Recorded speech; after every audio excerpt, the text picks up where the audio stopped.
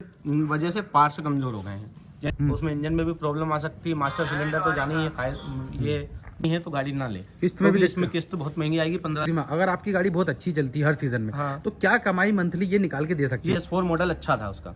BS4 model ज्यादा अच्छा था। भी नहीं, ड्राइवर के भरोसे गाड़ी चलाना मेरे हिसाब से अच्छा नहीं है। में बहुत नुकसान है, आग लगने का डर है।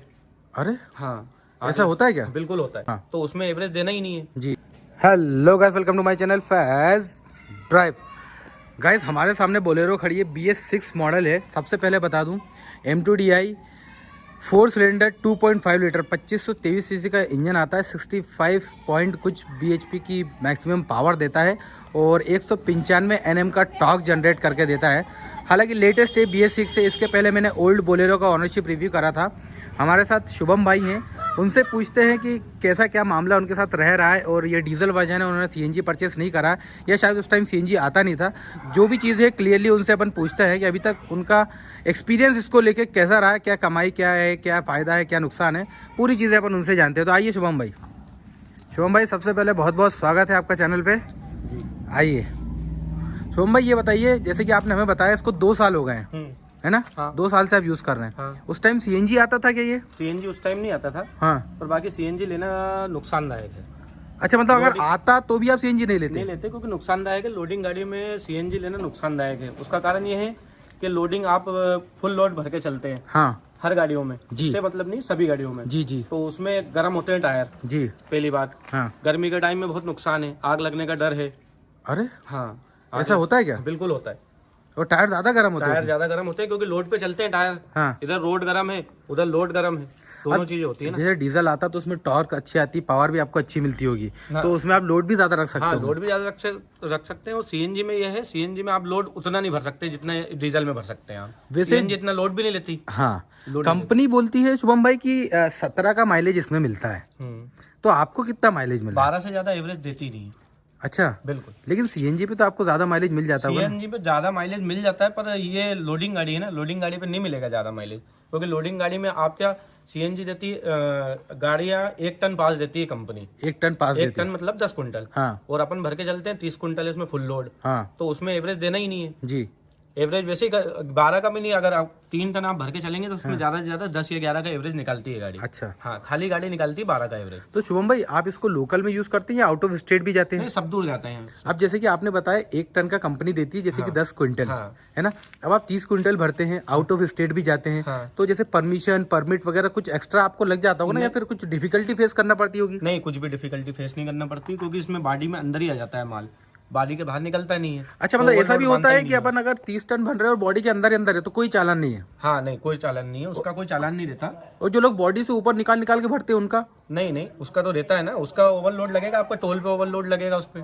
टोल पे भी ओवरलोड अलग से लगता है? मतलब जो नॉर्मल टोल लगता है वो तो लगेगा, हाँ, टोल पे ओवरलोड भी लगेगा? ओवरलोड लगता है ना टोल पे भी। तो इसका मतलब ये है कि जो लोग ओवरलोड भरते हैं उनको नहीं भरना चाहिए, उनके लिए नुकसानदायक है ये? हाँ, नुकसानदायक है ना। ओवरलोड तो ओवरलोड ही होता है। कंपनी देती है इसका 1 टन। हाँ। 1 टन यानी 10 कुंटल। 10 कुंटल के हिसाब से टायर देती है, चारों टायर, 5 टायर जो आते हैं डिक्स सहित। हाँ ये देती है 5 टायर कंपनी। वो देती है रेडियल, वो देती है 10 कुंटल के हिसाब से वजन के। जी। कमानी इसका देती है, वो देती है कमानी का पत्ता 10 कुंटल के हिसाब से। आप इसको नहीं लेते हैं, मैं नहीं लेके आया था। इसमें कमानी मैंने 10-12 हजार रुपए की अलग से करवाई। अलग से लगवाई हाँ, आपने? अलग से नहीं लेके आए थे तब भी? हाँ, क्योंकि मुझे लोड ज्यादा भरना है ना। कंपनी 10 के हिसाब से देती है। तो 10 टायर भी कुंटल के आपने हिसाब दूसरे लगवाए से। होंगे? टायर भी चारों दूसरे लगवाए मैंने। तो उसमें फिर नए लेने के बाद और खर्चा आ गया होगा आपका? नए लेने के बाद खर्चा है ना, 1.5 लाख 2 लाख रुपए का खर्चा है। बॉडी बनवाना पड़ती है। आपने नया जैसे बिना खर्चे के कितने का परचेस किया था? बिना खर्चे के अपन ने 7,45,000 ऑन रोड प्राइस है इसका, 7,45,000 का लिया था मैंने। परचेस किया था। उसके बाद कितना अमाउंट आपने इसमें लगा दिया? इसमें कम से कम 2.5 लाख रुपए अलग से लगाए मैंने। मतलब ये मान के चले आप कि 10 लाख। हैं? 10 लाख 10 लाख तक पड़ गया 10 आपको लाख ये? तक पड़ जाता है, क्योंकि उसमें क्या है कि आपको कमानी करवानी है, इसके बाद चारों टायर करवाने हैं। वरना टूटेगी कबानी, टायर फूटेंगे। हाँ। और ये बॉडी कभी भी कंपनी नहीं देती है खुद बना के? कंपनी खुद बॉडी बना के नहीं देती, बॉडी अपने को अलग से ही बनवाना पड़ता क्या खर्चा आया सिर्फ बॉडी की बात करें? बॉडी की बात करें तो अपन 90,000 रुपए का खर्चा है बॉडी में। सिर्फ बॉडी में बॉडी 90,000? में। अच्छा, ऐसा कोई जैसे अभी तक कोई ऐसा इशू फेस करा आपने इसको लेके, कोई बड़ा? नहीं, इसका कोई इशू नहीं है। गाड़ी अच्छी है, चलने में अच्छी है। बस BS6 है तो थोड़ा सा उसमें इंजन इलेक्ट्रॉनिक हो गया है। तो इलेक्ट्रॉनिक होने के वजह से पार्ट्स कमजोर हो गए हैं। जैसे इसमें अभी आप मान लें कलच सिलेंडर अलग आता था और ब्रेक सिलेंडर अलग आता था, दोनों का अलग अलग आता था। हाँ। अब दोनों का अटैच कर दिया उनने। अच्छा। अभी मेरा हाल ही में मास्टर सिलेंडर चेंज करवाया मैंने, उसकी एक जो नोजल है जी।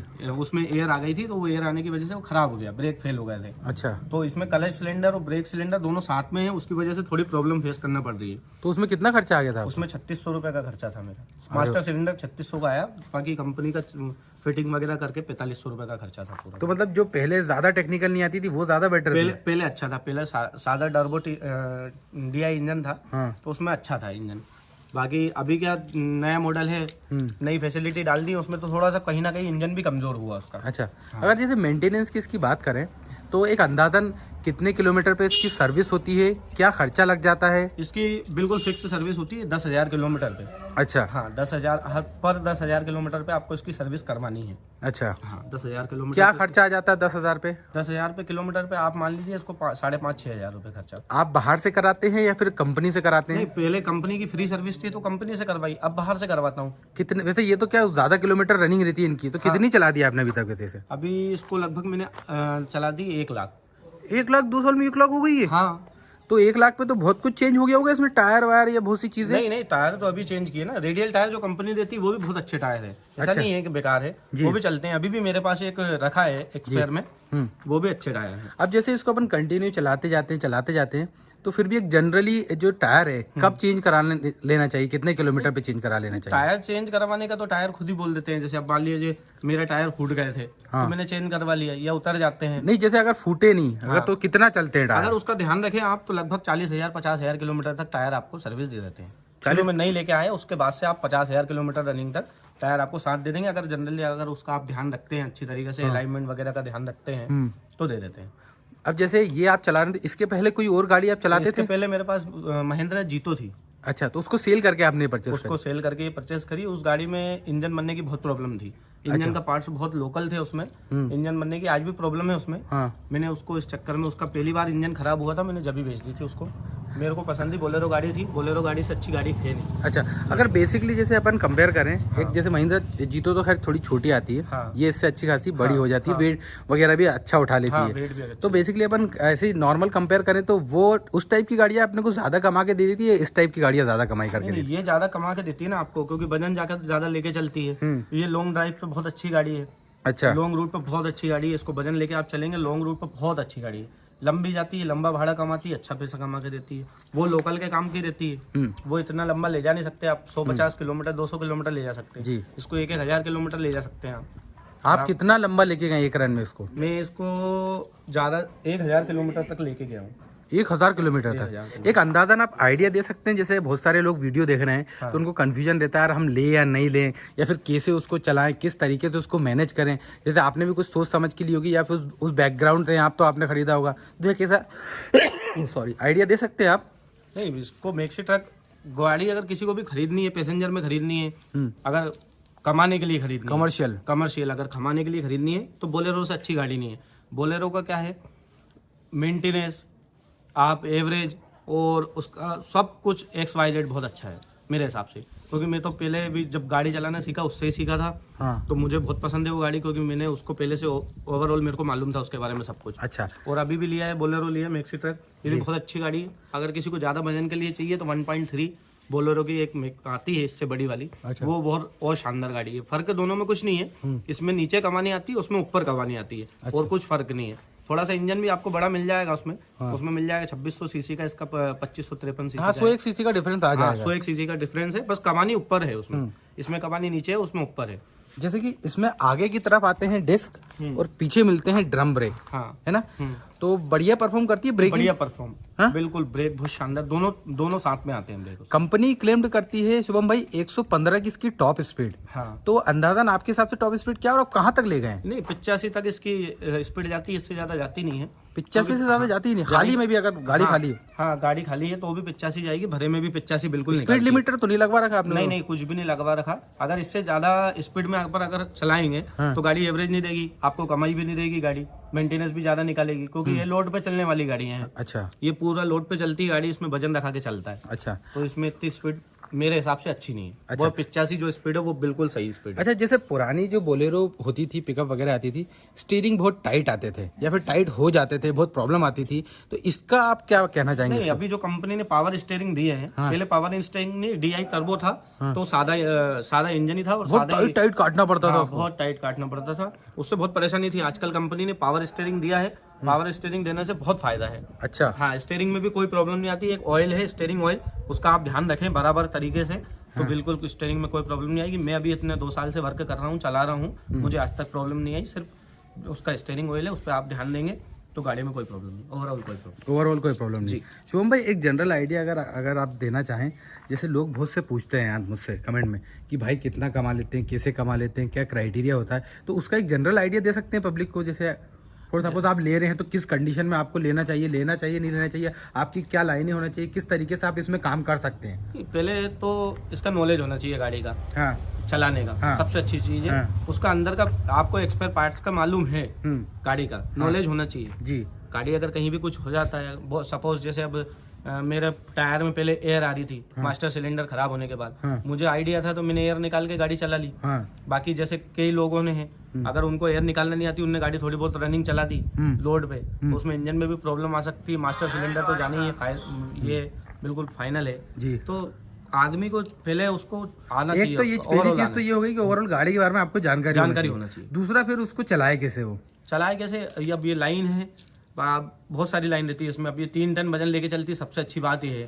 तो 3 टन वजन लेके चलती है, आदमी के पास बड़ा ही लोड निकलता है, कंपनियों से आपको माल मिल जाता है, मार्केट से आपको माल मिल जाता है, सब्जी वगैरह, फल फ्रूट वगैरह। आप इसमें 120 क्रेट आ जाती हैं, 24 कुंटल माल आता है इसमें। केला वगैरह, संतरा वगैरह, कुछ भी आप लेके आए।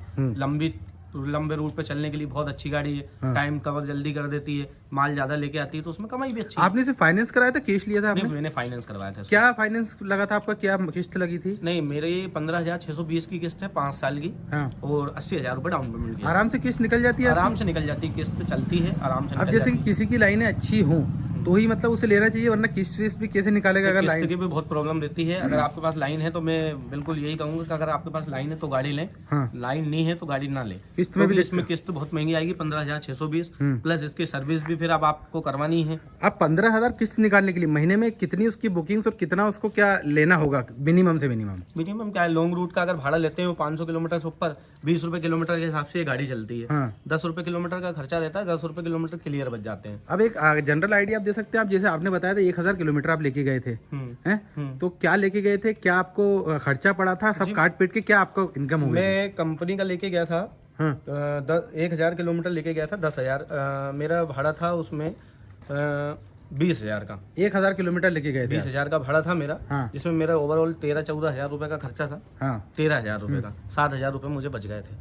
3 दिन में मैं आ गया था। कंपनी का माल उतार के वापस कंपनी का माल उसमें डाल के और आ गया था 3 दिनों में। तो ये टोल वोल सब चीजें मिला के 13,000 रुपए का खर्चा था, जिसमें हम लोगों ने 3x2 6 टाइम का खाना भी था उसमें। मेरा ड्राइवर था, मैं था, 2 जने थे हमारे, तो 2 जने का हमारा 6 टाइम का। ड्राइवर आप अलग से रख के रखते हैं? ड्राइवर उनको क्या पेमेंट देते हैं आप? ड्राइवर को हम 9,000 रुपए महीने सैलरी देते हैं। तो 9,000 रुपए महीना वो भी निकाल लेते हैं? 15,000 रुपए किस्त भी निकाल लेते हैं?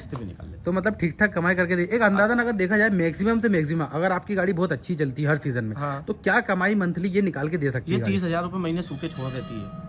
अभी मैंने गाड़ी लगाई थी हाल ही में, विद्युत मंडल में गाड़ी लगाई थी, तो मेरे गाड़ी थी 39,000 रुपए महीने में सूखी, जिसमें मेरे को खाली ड्राइवर देना था और मेरी गाड़ी देना थी। टूट फूट डीजल वगैरह सब कंपनी का था। अच्छा। तो 9,000 रुपए ड्राइवर के निकाल के मेरे को 30,000 रुपए महीने आराम मतलब जब तक आपकी किस्त चल रही है तब तक मतलब 30,000 रुपए महीना आप मान ले, किस्त हटा वटा के। और जब किस्त वगैरह खत्म हो गई तो आराम से 50-60 हजार रुपए तो इंसान, अगर आपके पास लाइन अच्छी है तो कमा लेगा। बाकी जनरली 20,000-25,000 रुपए महीने सूखे कमा के दे सकती है आपको, नॉर्मल भाड़े में भी। अच्छा, मेहनत थोड़ी करनी पड़ेगी, ज्यादा लगेगी, है ना? अब एक चीज़ और एंड करते करते आप बता दीजिए, ऐसी कोई बुरी चीज़, ऐसा कोई नेगेटिव पॉइंट आपको इसको लेके लगा? नेगेटिव पॉइंट तो मेरे को यही लगा कि BS6 मॉडल में थोड़ा सा क्या है, इंजन के पार्ट्स उन्होंने कमजोर कर दिए, इलेक्ट्रिकल कंपोनेंट ज़्यादा कर दिया, इलेक्ट्रॉनिकल कंपोनेंट ज़्यादा हो गया, तो उसकी वजह से थोड़ी प्रॉब्लम आती है। थोड़ा सा मेंटेनेंस बढ़ गया उसका, पहले कम था अब बढ़ गया। BS4 मॉडल अच्छा था उसका, BS4 मॉडल ज़्यादा अच्छा था। BS4 तक तो बहुत अच्छा था। BS6 में हालांकि गाड़ी में कोई दिक्कत नहीं है, पर आपको इसको ज़्यादा ध्यान देना पड़ेगा। इसमें हर चीज़ का आपको जरा सी भी अगर आवाज़ आ रही है तो उसका भी ध्यान देना पड़ेगा। पहले इतना वो नहीं था। BS4 में थोड़ी सी प्रॉब्लम ही थोड़ी सी रहती थी, पर इसमें अगर थोड़ी सी प्रॉब्लम में आपने ध्यान नहीं दिया तो बहुत बड़ी इशू बड़ी हो जाती थी। एक बार थोड़ा सा अंदर से आप दिखाएंगे, जैसे BS6 मॉडल है तो BS6 हमने अंदर से देखा नहीं है, कैसा इंटीरियर देते हैं। आप आराम से 2-3 लोग इसमें बैठ के चले जाते होंगे। 3 लोग आराम से बैठ के चले जाते हैं। हम लोगों ने सीट भी इसमें ये कंपनी की सीट आई थी, बाकी वो भी कंपनी की थी, उसमें एक जने ही बैठ सकता था। तो लॉन्ग रूट पे गाड़ी जाने के लिए एक आदमी का सोने के लिए हमने खुद ने पर्सनली ये तो सीट बनाई है। ये आपने सीट अपने खुद से बनाया? हाँ, ये कुछ आपने पीछे का जो ये हार्ड प्लेन था उसको कम कर दिया शायद। अच्छा, ये हटा ही दिया आपने पूरा इसको? पूरा हटा के और इसके बाद नई तरीके से तो आराम से मतलब पालकी बांध के 2-1 लोग 3 लोग बैठ सकते हैं या 3 लोग आराम से बैठ सकते हैं। ड्राइवर सहित 2 जने और बैठ सकते हैं।